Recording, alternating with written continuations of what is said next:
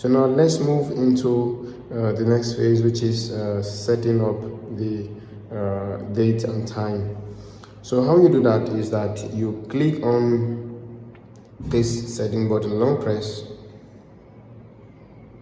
Now it shows year. It shows 2011, and now we are in 2022. So what you do, you click on this button at the top here. This is 2019, 2020, 2021, 22. So what you do, you click on set.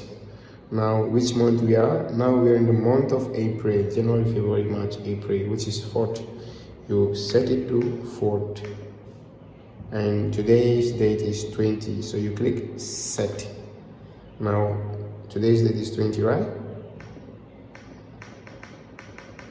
So if I've exceeded the date, like I was supposed to stop at 20 and I have moved ahead of 20, so I long press, and then to fast forward and come back up to the normal range. So today's date is 20, so just click on set.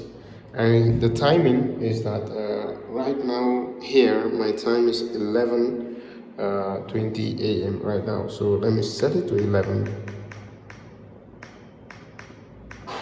Yeah, it's 11 right now, and then 11:20. All right, good to go. It is 11:20.